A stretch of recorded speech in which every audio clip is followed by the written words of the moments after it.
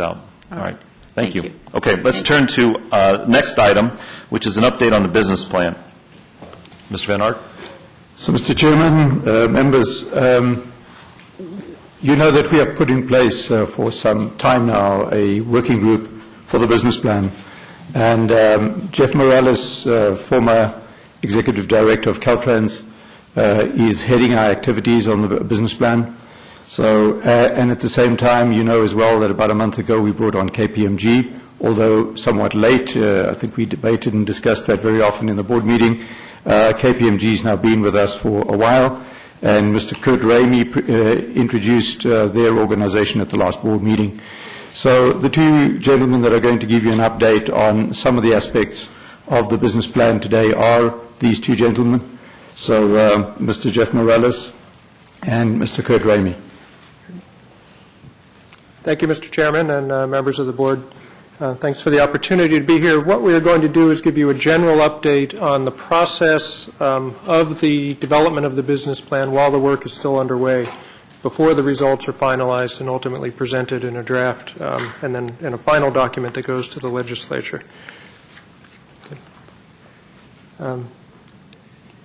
These are the general topics that will be addressed, topic areas that will be addressed in the business plan. This is a combination of, in some cases, statutory requirements, but also just sound elements that should be in a business plan, addressing the key issues that decision makers need to be aware of and understand in making the decisions about moving forward. At the previous meeting, go back, sorry. Today we're going to focus on a few of the areas, the need for high-speed rail in California, which focuses on the economics of the project, the business model options, and funding and financing plans. Okay. At the previous meeting, back in July, there was discussion of the phasing of the project, which is a key element of the business plan because it really lays out for the first time the implementation strategy of how the program will be moved forward. It ties directly to the economic analysis, ties directly to the funding issues that Kurt will speak to, and those phases are really critical as we go forward. The business plan will follow on this by also laying out some criteria by which future decisions could be made as far as which phases go at which point in time. Okay, next.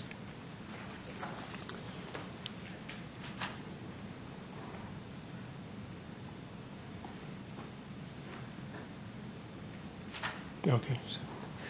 An important element of the plan is the economic analysis associated with it. I want to assure you that in this business plan, we are conducting a very thorough economic analysis, one that is tailored to this project. It's not just taking kind of macro assumptions about job creation and other things, but really looking at the specifics of this project in the environment in which it will be undertaken and in the economy of this state of California. We've gone through a very extensive process before, in fact, beginning the economic analysis of reaching out to and meeting with people around the state who were involved in this field, who do economic analysis work at our partner agencies, for local governments, for MPOs and others, and academics, in a series of workshops where the methodology was discussed, presented, vetted with them, and so we feel very comfortable that it was important to, and we got the buy-in of people that what we were looking at and the types of outcomes that they will see are consistent with and supportable by them, and that will really be representative of the types of benefits that will accrue to the state. This is part of a very extensive outreach program that Mr. Van Ark and others have been a key part of as part of developing the business plan, of reaching out to people who will be key audiences for the business plan to make sure that they are engaged in the process early of making sure that we are identifying the right kinds of issues and incorporating their perspectives. One of the specific elements that you will see in the economic analysis is a benefit-cost ratio. I'm sure all of you are quite familiar with what that is, and it's simply looking at the costs of the project and the benefits against it. Just want to point out that this, again, is very inclusive on the cost side. It is not just the initial capital costs, but the annual operating and maintenance costs, as well as replacement costs on things over the life cycle of the project. So there's an effort to be as comprehensive as possible at looking at the costs and looking at the benefits. The preliminary work suggests this program has a very strong benefit-cost ratio, and really then will lead decision makers to the decision that this is a good investment for the state and will produce real benefits for the state of California.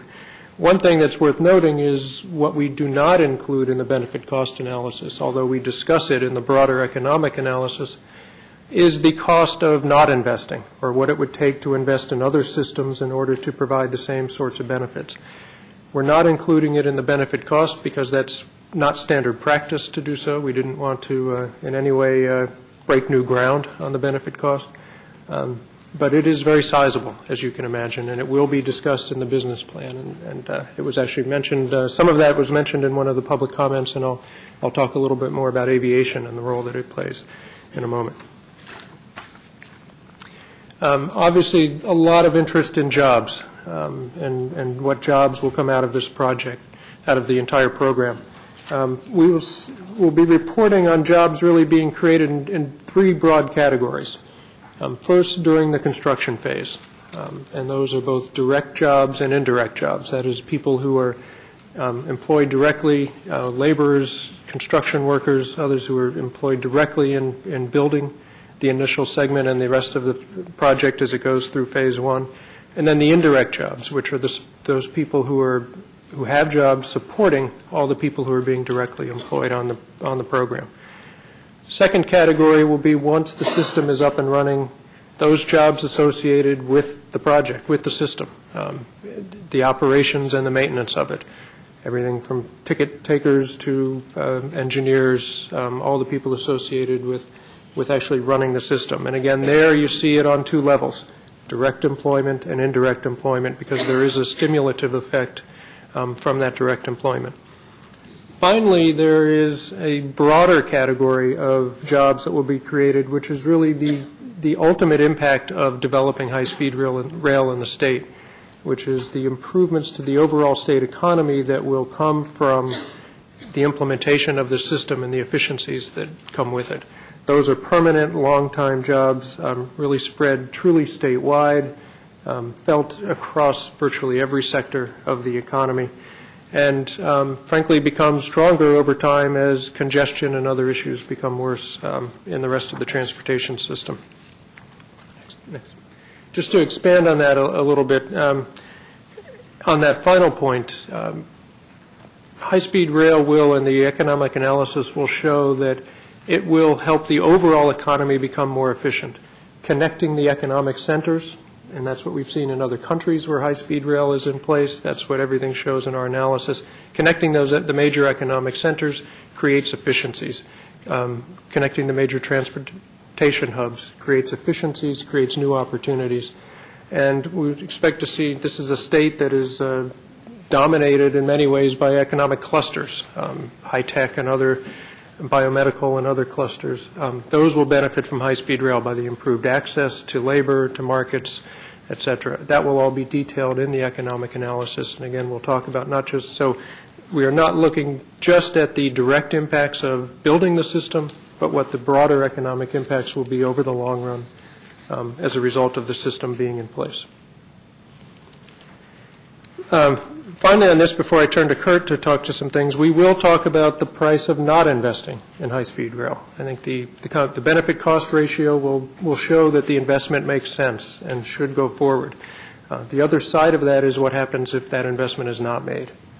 The capacity is, the demand is still there. The state continues to grow. That capacity needs to be met in some way, or else we're making a decision to stifle growth in California, stifle competitiveness, stifle economic productivity. We'll detail in the economic analysis what an equivalent investment, what sort of equivalent investment would be needed in other systems, such as expanding highways, expanding airports, in order to meet the same, provide the same sort of capacity that the high-speed rail system will provide. That number is well in excess of $100 billion in investment in other systems. But you also have to look at the other side of that. It's $100 billion, but I don't think anyone sits here today and thinks it's feasible that we're going to add 3,000 lane miles of freeway in California. So we can generate the number of what it would take. The whole other question is, can we even conceivably, feasibly do that? So it really does strengthen the argument and bolster the case from an economic perspective of why investing in high-speed rail makes sense, and we'll cover that. I'll turn to Kurt now to talk about the financing and funding. Thank you, Jeff, and thank you, Chairman and Commissioners. As Mr. Van Ark mentioned earlier, we've been on board about 60 or 70 days now. We're working hand in hand with the team to develop the funding and finance elements of the business plan. And today we have some preliminary comments on the business model and the funding and finance plan. Importantly, under all business model options, and I think perhaps this is, everybody already knows this, government plays the key organizational and leadership role.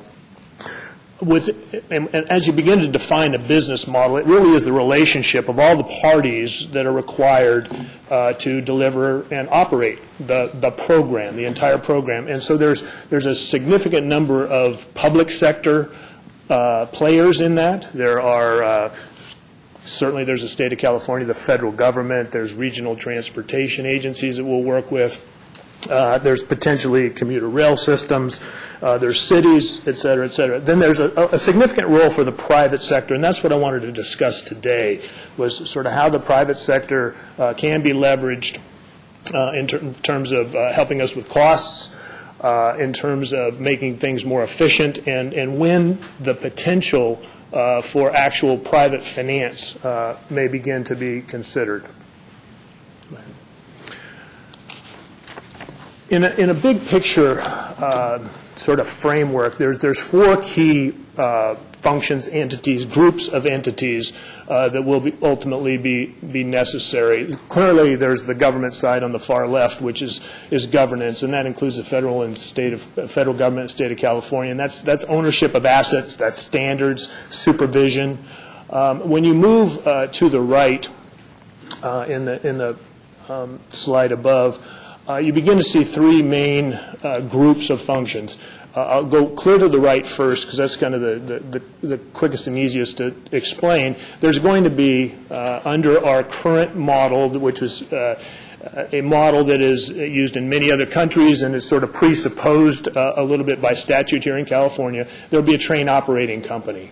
And it's important that there be one, right? That up and down, at the end of the day, there is an organization that is operating the system, and its passenger service and vehicle maintenance and procurement. In the middle, there's in shorthand, the InfraCo. There is an organization, a company potentially, to manage infrastructure operations and its dispatch, its power, its maintenance. And then moving one further to the left, there are a group of contracts and companies that will actually build this and build portions of it over time.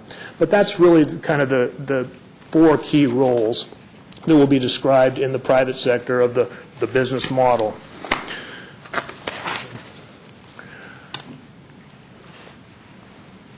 Timing and phasing, timing of private participation really mirrors the phasing of the project.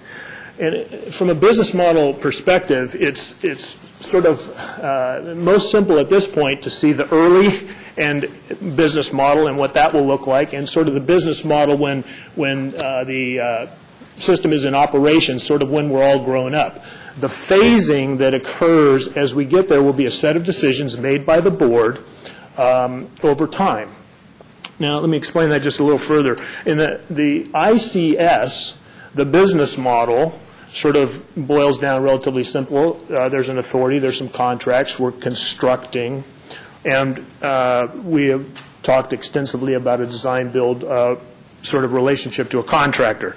At the end state, out there in operations, there's that picture that we showed just previously with a train operating company and infra operating company. The project's been constructed, and there's some degree of private finance and financial investment in there. as you come from ICS down to where we're in revenue operations, that's when the decisions will be made about when private finance will be able to come to the table, and that will be very closely related to when revenue operations and cash flows are being kicked off from the project. It's just too expensive to borrow money from anybody, private sector or public sector, before you have cash flow going. And it's just like we all, have in our houses.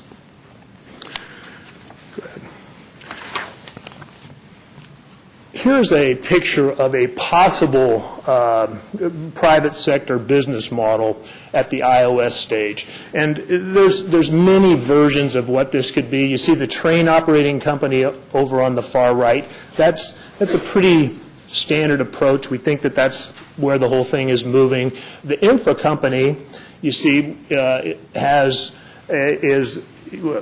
me back up. The light line around infra company, infra build, and the four boxes on the left show sort of how complex that operations and maintenance set of activities are. And what's important here, and what has been proven in sort of the world of public-private partnership, is that complexity has great opportunity for risk.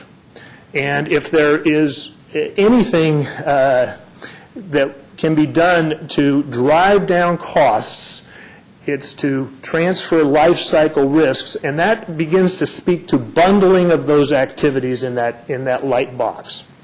And that's going to be a set of decisions and alternatives that are presented to the board in future years.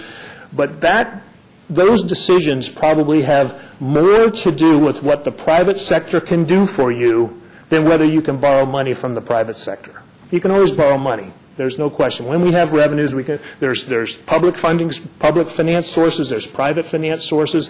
The credit analysis of both public and private is relatively understood. It's all based on whether there's cash available. That's an important element. This element, driving down costs, is really sort of the secret sauce, and it was proven most recently over in Portugal, where the costs of that DBFOM were significant, that actually were signed in the concession agreement, were significantly less than what the planning estimates that the program was built around were based on. Let me just branch quickly to funding and finance. It's common to sort of interchange the use of funding and finance, and we do it ourselves. But importantly, going clear to the right of that top bullet, finance, whether it's public or private, is driven by the ability to have cash flows to repay the finance. And that fundamentally is driven by where the funding comes from. And the funding for this project is, there's some government monies available early. We have some bond monies. Certainly the federal government is a funding source. Ridership is a funding source when we begin to collect ticket revenue. But those funding sources are really the key at this point to carefully evaluate and analyze. And then once we sort of get our arms around that, we can decide how things can be financed downstream. The ability to finance really in this project is part and parcel to those revenue generating operations, and that has to do with when we get into that initial operating segment, eventually towards Beta Basin. And so the ability to borrow money is out in time.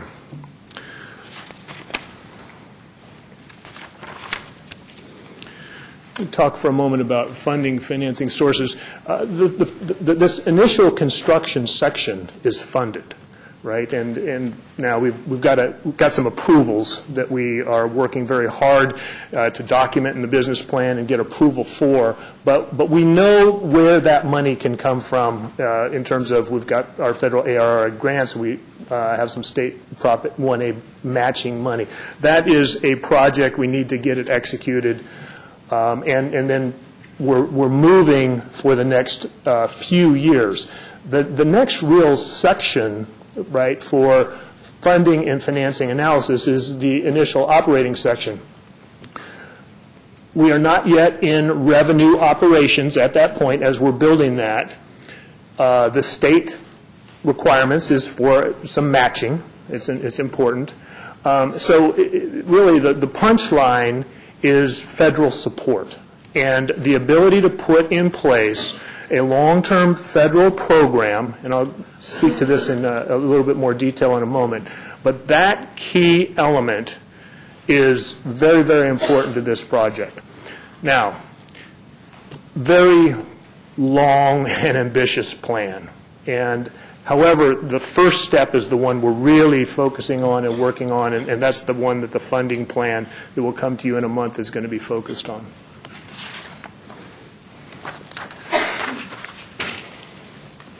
The ultimate need in the project is for a relatively is for $3 to $4 billion over 15 plus years. When you really begin to boil down, cash requirements over time from all sources.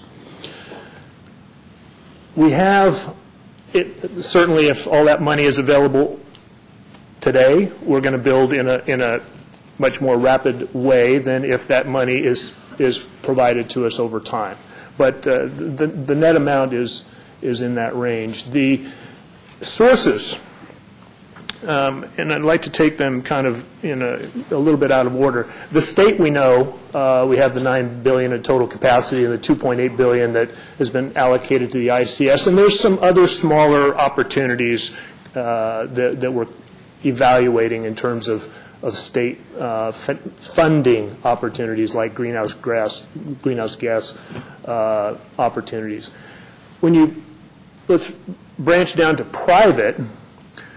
That fundamentally is the ability to leverage the capital markets based on the revenues of the project, whether we do that from a revenue perspective or whether we do that on a public perspective or a private perspective. If you do it on a private perspective, it'll be a debt and equity sort of situation. If you do it on a public, like a RIF loan or something, it'll be primarily debt. But it's revenue-backed financing that sets down in the private sector, and we're doing the evaluation of that right now. We'll have an idea of when that value can be released within the cash flows, and it's out there towards when we have revenue-generating ridership. So that's there is more analysis that needs to be done on local participation, and we see that being done after the next after this business plan is put out, because it's very detailed in terms of which specific elements of the project and how local governments can participate in the various portions. There'll be some discussion in the business plan, but the specifics will be really tied to the individual phases as those phase decisions are made. And that really takes us to the federal government. There's an existing appropriation and grant programs, but that's just not enough. It's our view that sort of working that process, sort of on a one-off basis for a program of this size over time will be very extensive and will not provide the level of sort of future guarantee that will help you with the private sector participation. And so what we're urging is, and I think that this is supported by the administration, federal administration, is new programs, a new program to support high speed in this country. There is a couple of large program opportunities. One is in reauthorization. That's had a lot of discussion. There is another related to tax credit bonds, the Build America approach, which basically allows you to leverage borrowed monies by having the federal government provide a tax exemption for interest. And so there's a couple of things in play, and we are discussing a couple of those programs with FRA. But fundamentally, a new program, a long-term program, something that begins to provide us some understanding of stability from the federal government over time, which is important.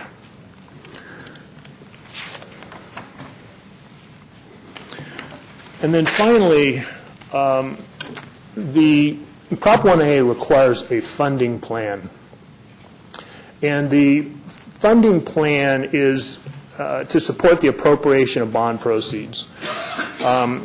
The funding plan will be a separate document that comes to you next month. It will be a subset of the business plan, but it will focus on the ask, which is the match of state bond money. And it will describe the usable segments that the ICS fits within. The ICS is the money we're asking for. The usable segments are the IOSs. Either IOS meets that criteria, and we want to be sure that we allow the board the flexibility to determine the iOS, which is a decision that will be made in the future. But this report will be provided, and you'll see this. It has been, it's designed to meet statutory requirements, and importantly, it's also going to be designed to maintain flexibility. And with that, that's the end of my prepared comments. Just quickly on next steps, there is a continued stakeholder dialogue regarding the business plan. There is extensive outreach. We've been up and down the state. We're in Washington next week. So there's a fair amount of stakeholder dialogue going on right now. There's funding plan coming to the board on the 3rd. And then there's a process for moving the funding plan forward to the legislature in peer review. Yeah, so it's just giving you a quick sense of the balance of the schedule to bring the business and funding plans before you, ultimately to get them to the legislature as required and as necessary. So we will be back next month with more information. And with that, if you have any questions, we're certainly happy to take them. Right. Thank you, gentlemen. Before I turn it over to the board, this is obviously a very, very important product and process for us. And I know individual board members, particularly new individual board members with expertise in the area, will provide additional input and insight. One of the things that I know you'll be doing is meeting individually with board members so that you can get into greater detail here in the next several weeks. So we're grateful for that. Having said that, if there are any questions or comments at this point, we can entertain them. All right. Is it? Yes. Yes, thank you. And I apologize if this has already been provided and I've missed it, but on page 4 of the slideshow, there's a reference to the workshops that have taken place around the Bay Area, the Central Valley, to talk about the economic impact methodologies and receive feedback. I think it would be helpful to have a list at some point of the workshops. I don't think it needs to be part of the business plan necessarily, but maybe an appendix, because I think in terms of the reliability, I think we're relying on the business plan as it relates to the economic impact and other aspects of it to have a very sound, tested, vetted methodologies, and I think it's important for the public that it be very clear and transparent as to how these things were arrived at and how things were vetted. And at least as to this particular reference, it would be helpful to me to have a list of the workshops. Additionally, page 8, the 8th slide, makes reference to the price of non-investing in high-speed rail. I think that's a really important aspect of the discussion related to the plan. And I also think it's very important that when talking about the figures, that is the price, that we're really careful in deriving those figures so that they are solid figures. Obviously, there's some crystal ball work being done on that. There's no way, as we know, without certain levels of engineering design to have any real solid estimates on a variety of things. But I think it's really important when we bandy around figures of $100 billion or more that we're real clear on how those figures were derived.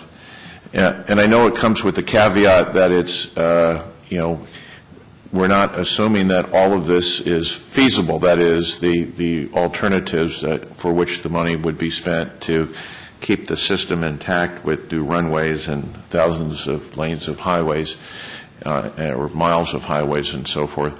But I think it's important to have some detail with respect to that so that people can have a sense of making their own judgments about whether or not some of that is feasible. I think it'll be pretty obvious in large part that much of that isn't feasible. And so then we have to, draw the conclusions from that. If it's not feasible, even at $100 billion or $150 billion price tag, what happens to our state if we don't do high-speed rail? And I just think that's such an important part of the argument that we really have to have proper attention paid to that. And I know it will be, but I just don't want it to read as if it was just casually done and, gee, we throw out a $100 billion figure and we go on our merry way.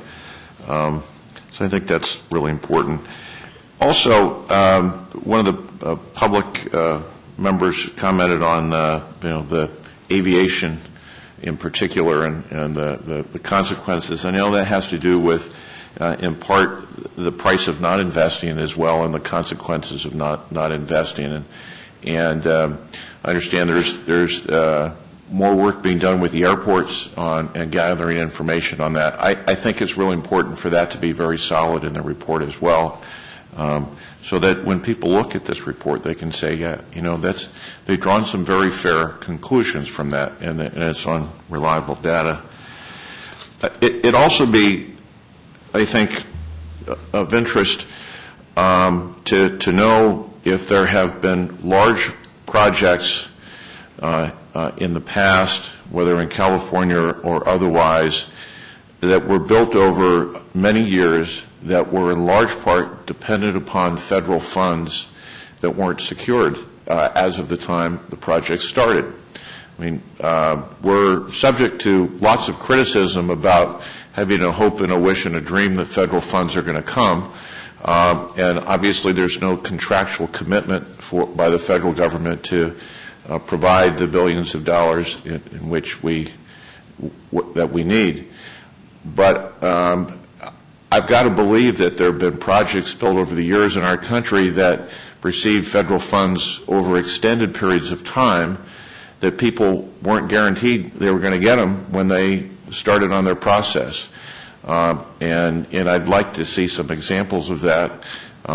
Whether or not they are in the business plan, I think it would be important to know. And if there aren't any examples of that, I think it's important to know that too as we make our judgments on the soundness of the financial future.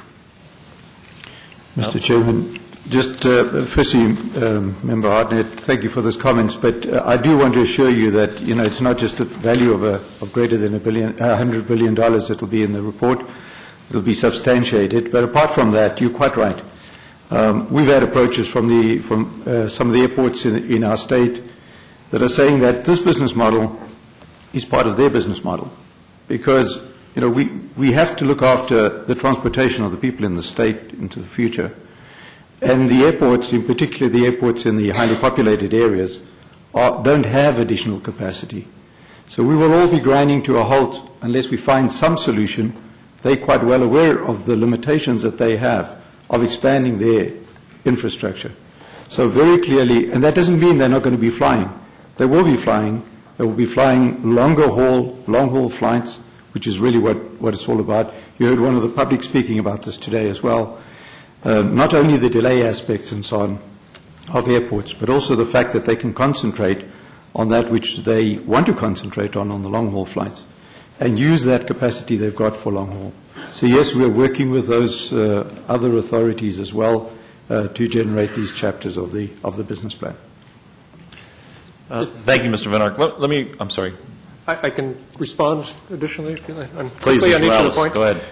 On the workshops, and I think it fits into a broader scope of transparency, the workshops and the detail behind that $100 billion figure. The authority has insisted on and is committed to a full transparency in all of the work being done supporting the business plan. So people will be able to see exactly how we arrived at numbers that will be presented. They will see the list of the groups that we met with. And again, the point of that outreach, particularly with regard to the economic, was not just to touch base with them, but to vet our process before we got into it. I think we've all seen in different cases before, if you do that after the fact, you often, it's a much trickier prospect. And so in addition to those local government groups, there were state agencies who will be key reviewers of this who were included in that as well. Aviation, just to expand a slight bit, that will be covered absolutely in the plan. One of the things that we will talk about, and again, I'm sure you're well aware of Spain, for example, when high speed went in between Madrid and Seville and Madrid and Barcelona, there were dramatic fundamental shifts in the mode shares between aviation and high speed rail. It's not for the sake of competition, it's a more efficient use of resources. And so you're freeing up that airport capacity to do what it can do better. On the question of big expectations of funding, I think probably almost any major program you could point to was at the same state that this program is in its infancy. Here in the state, the freeway system, development of that, there was no assurance that would get funded. The University of California system, the state water system, everything. And if you can go back in the archives, you'll see a lot of commentary very similar to some of the commentary about this program. So we will provide examples of that throughout. Thank you, Mr. Rouse. Ms. Schenk? Thank you, Mr. Chairman. First, just for those authority members who have not yet had the briefing, I would really urge you to set aside some time. The staff and the consultants do an excellent job and probably get tired of hearing their own voice repeating the same thing, but it was much appreciated, and I appreciated the time. Could really drill down and they answered a lot of hard questions. I guess as the symbolic gray hair of this authority here, having had the history, I'll tell you that this business plan is just about our last chance to rebuild confidence in this project, in us, that we can get this done. The first business plan was done in a very different atmosphere. We had very limited staff, 3 people, most of whom were usually furloughed because of the budget crises. It was an atmosphere of sort of wishes, hopes, and faith. And so that first business plan was more a sales and marketing piece than it was in the nature of a proxy. And we tried but didn't do it. Now is the time, and so I approached this with some amount of trepidation, and I will say that having reviewed the material, having spent time with the staff, I have a growing confidence that this is the document that we need, with all of the warts, with all of the risks, and that we were going to do it right with all the stakeholders. I appreciate that this has been truth tested with some of our more major critics. Those not just the sort of the NIMBY, but people who have legitimate concern and questions, and that we're able to address those, or to say that we can't, to be taken on faith. Going